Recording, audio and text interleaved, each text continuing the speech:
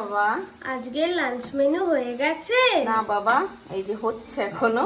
আজকে বৃহস্পতিবার তো পুজো টুজো দিয়ে তারপর রান্না বসিয়েছি। সকালে টিফিন করেছিলাম, সেটাও তো শেয়ার করেছি তোমাদের সাথে। সেই জন্য রান্নাটা একটু লেট হয়েছে আজকে করতে।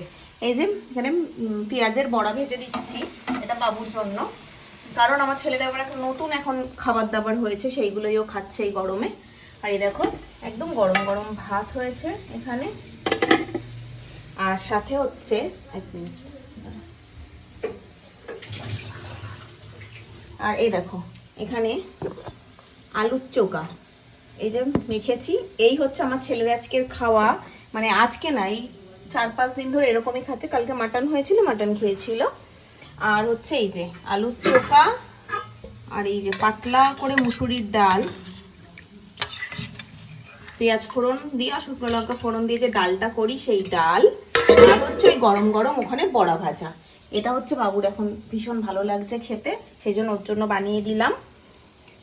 আর সাথে এখানে করেছি মোচা। এই মোচাটা তো কালকে ভিডিওতে দেখিয়েছিলাম, কিনে নিয়ে এসেছি। মোচা কাটা অবস্থায় কিনে নিয়ে এসেছিলাম, বিক্রি হয় আমাদের বারাসাতে, ওইখান থেকে। তাই মোচাটা আমি গোবিন্দভোগ চাল দিয়ে, একটু সরে যাও, গোবিন্দভোগ চাল দিয়ে এই তরকারিটা করেছি। এবার রেসিপিটা আমি মানে শ্যুট করা হয়নি, কিন্তু মুখে একবার বলে দিচ্ছি যারা জানো না তাদের জন্য। যে এটা হচ্ছে ওই মোচাটাকে প্রথমে লবণ আর হলুদ দিয়ে মানে একটু সেদ্ধ করে নেবে।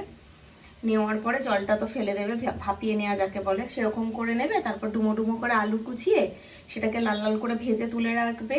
তারপরে তেলের মধ্যে দেবে হচ্ছে শুকনো লঙ্কা, তেজপাতা, গোটা গরম মশলা আর একটু অল্প গোটা জিরে ফোড়নে দেবে। দেওয়ার পরে আদা কাঁচা লঙ্কা বাটা দেবে। অনেকেই টমেটো দেয়, আমি টমেটোটা দিই না, পাকা টমেটোটা। তারপরে ওই মশলাটা একটু ভাজা ভাজা করে নিয়ে ওর লবণ আর জিরে গুঁড়ো দেবে, হলুদ দেবে, অল্প মিষ্টি দেবে। দেওয়ার পর মশলাটাকে ভালো করে কষিয়ে, আর আগে একটু গোবিন্দভোগ চাল অল্প, মানে 1 মুঠো মতো গোবিন্দভোগ চাল ভিজিয়ে রাখবে ধুয়ে।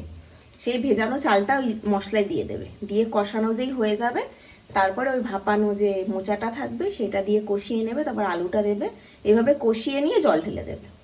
মানে যতটা পরিমাণ মতো জল দেবে, তখন সবকিছু সিদ্ধ হয়ে যাবে। নামানোর আগে একটু গরম মশলা আর একটু ঘি দিয়ে তারপর নামাবে।